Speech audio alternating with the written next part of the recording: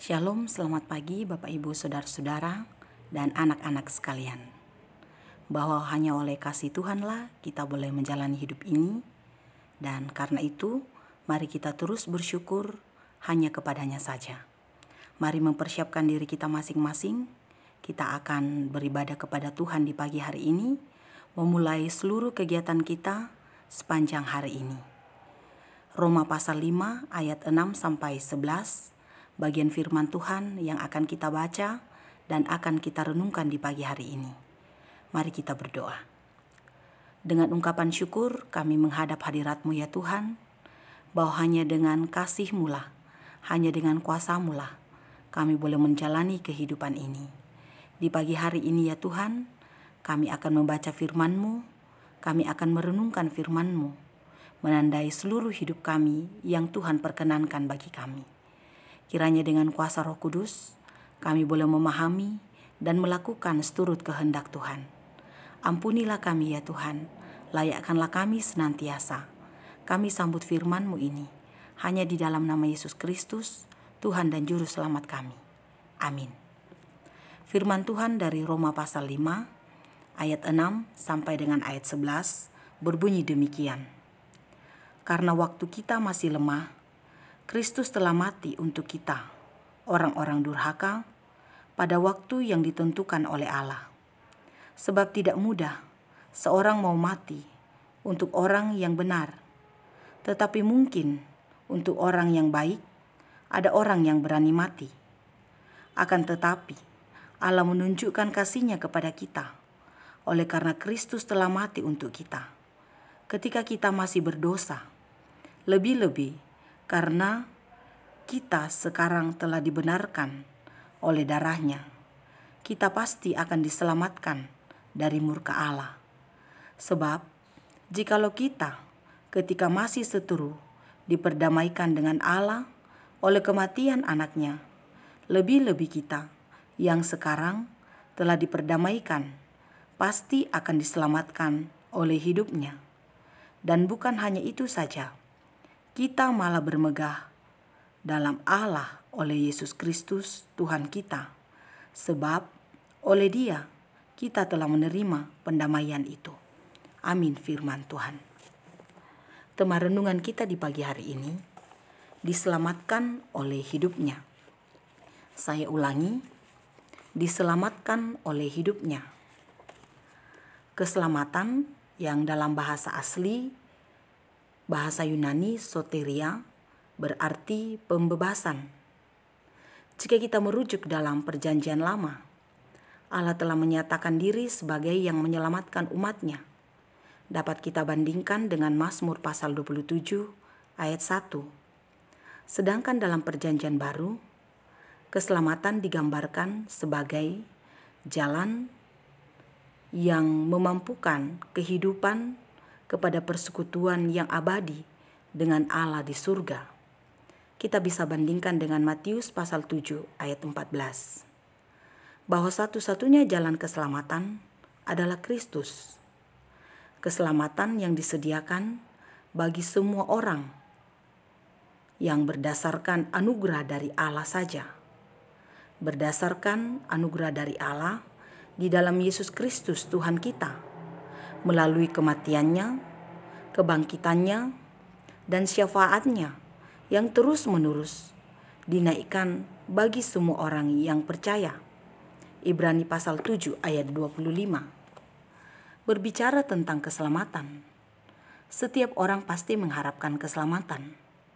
Jangankan tentang surga atau neraka, selamat dari bahaya atau selamat dari maut dalam dunia ini sudah sangat disyukuri. Apalagi jika keselamatan itu berbicara tentang hidup yang kekal di dalam Yesus Kristus.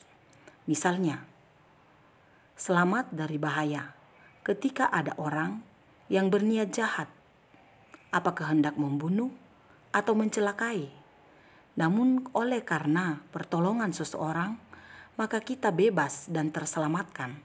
Maka sangat bersyukur terlepas dari semua itu. Maka demikian yang saya sampaikan tadi.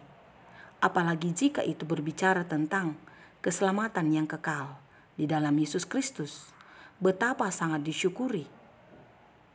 Rasul Paulus sedang berbicara tentang keselamatan dalam bacaan kita ini, yang bukan hanya mengungkapkan tentang bagaimana kehidupan manusia yang berharga di hadapan Tuhan, atau tentang bagaimana dosa diampuni di dalam Tuhan melalui pengorbanan Yesus Kristus, namun lebih dari itu, yakni hidup dalam damai sejahtera dengan Allah. Kita bisa bandingkan dengan ayat 1 bacaan ini. Tentang hal ini, Allah menunjukkan kasih-Nya kepada kita, oleh karena Kristus telah mati untuk kita, ketika kita masih berdosa. Ayat 8 bacaan ini, bahwa hanya karena kasih karunia Allah dalam Yesus Kristus, maka manusia dapat menikmati keselamatan itu, yang dengannya orang percaya diampuni dan didamaikan dengan Allah. Orang percaya diselamatkan oleh Allah melalui iman yang hidup dan persekutuan dengan Kristus yang hidup.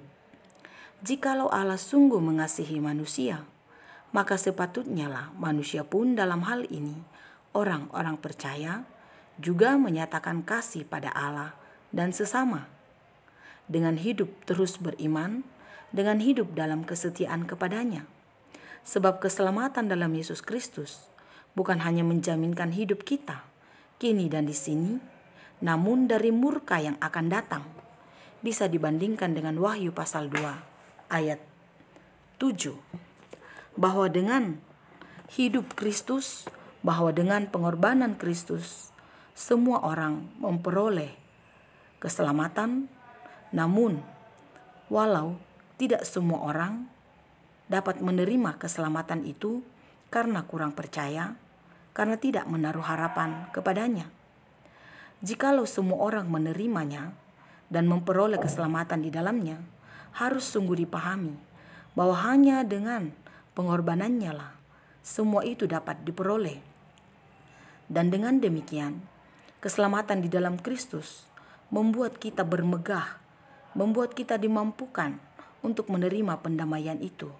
Ayat 11 bacaan ini.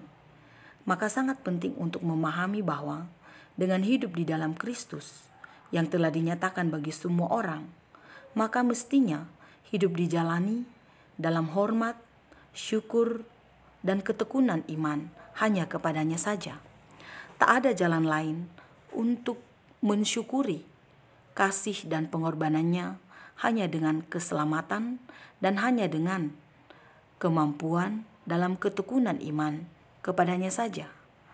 Karena dengan demikian, dengan ketekunan iman kepadanya, kita pun belajar mensyukuri segala yang telah Tuhan nyatakan dalam seluruh kehidupan kita. Bahwa hidup yang kita jalani bukanlah hidup yang ada begitu saja.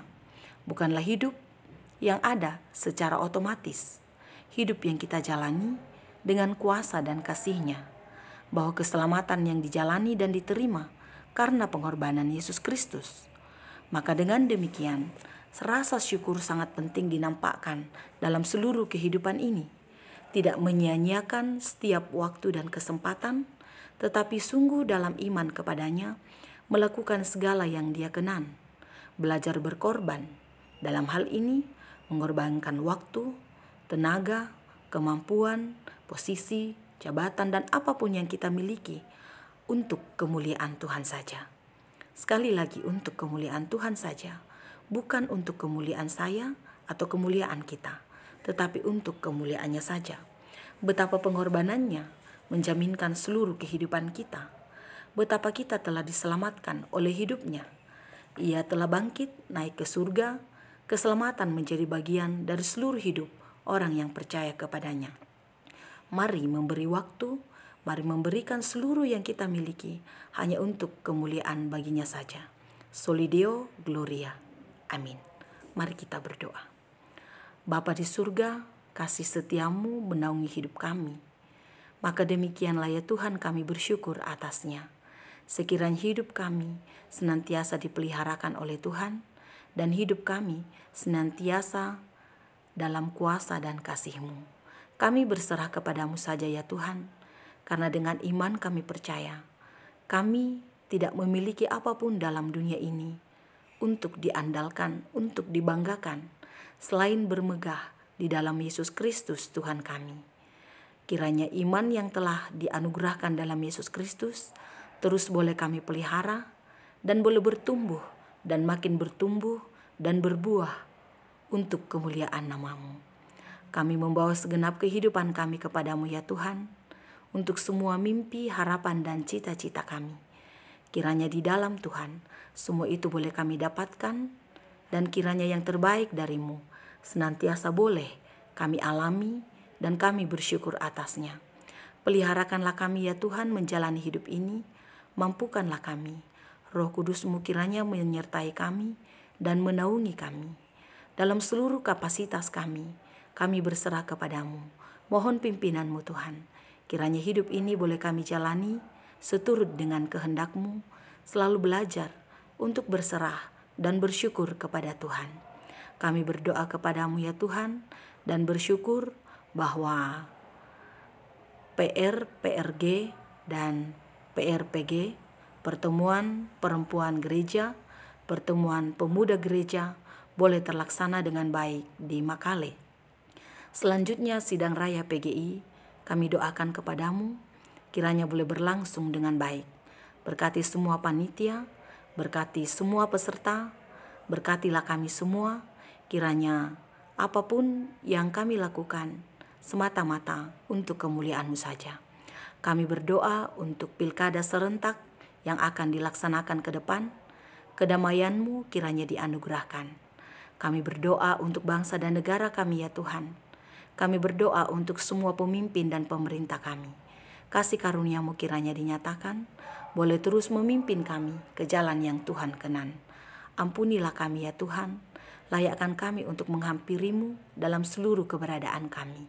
Kami berdoa di dalam nama Yesus Kristus, Tuhan dan Juru Selamat kehidupan kami. Amin. Selamat beraktivitas Bapak, Ibu, Saudara-saudara, dan anak-anak sekalian. Selalu percaya dan terus percaya. Tuhan Yesus memberkati kita.